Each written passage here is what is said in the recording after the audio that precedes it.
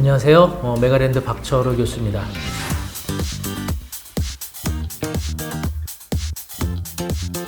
많은 분들이 대출에 대해서 이제 궁금한 사항들이 많이 계시더라고요. 그래서 이 대출에 관련된 용어, 또 대출과 관련된 또 여러 가지 세부 사항들 좀 알아두시면 이제 그런 정보 뉴스나 또 얘기를 들으셨을 때 아마 좀 이해가 쉽지 않으실까 해서 용어를 좀 설명드리고자 합니다.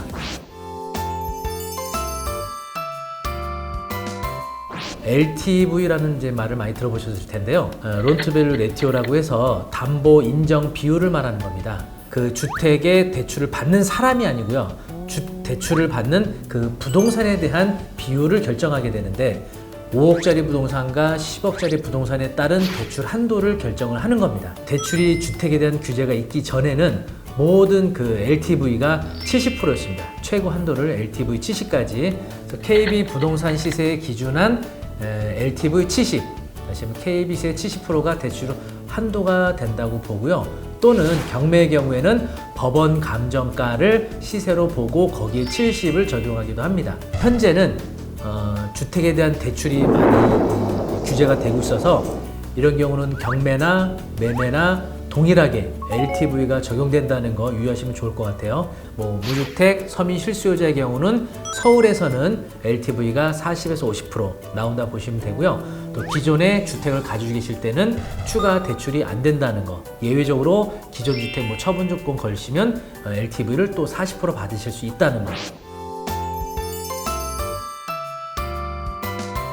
자, 요번에는 DTI라고 해서 데뷔 투 인컴 총 부채 상환 비율을 말하는 겁니다. 그래서 소득이 많지 않으면 대출도 한도를 줄인다는 뜻입니다. 투기과열지구, 투기지역, 그리고 조정대상 지역에 LTV와 DTI를 동시에 다 적용을 하고 있습니다.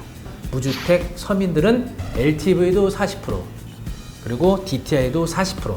이렇게 적용을 하고 있다는 점 알아두시면 되겠습니다. 여러분들이 그 LTV, 이제 DTI는 있지만 LTV는 이거 바꿀 수가 없고요.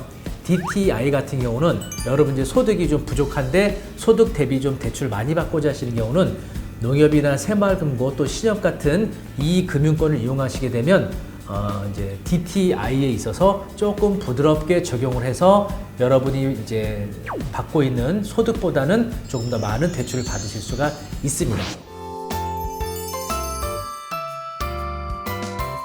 DSR이라고 해서 총부채 원리금 상환 비율을 또 적용하고 있어요. DTI는 매월 발생되는 대출금의 이자만을 따졌는데 이제는 매월 발생되는 원금 상환 금액과 또 이자, 이걸 합한 금액을 소득으로 부담할 수 있을 정도냐를 조금 더 까다롭게 본다는 뜻이죠.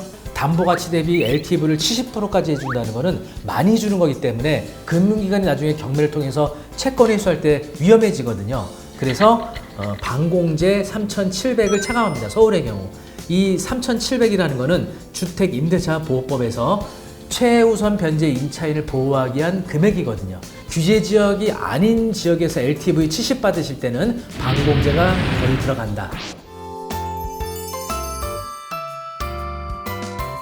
금리는 여러분들이 이 금융권이 훨씬 높다라고 생각하실 수도 있는데요. 반드시 그렇지 않습니다.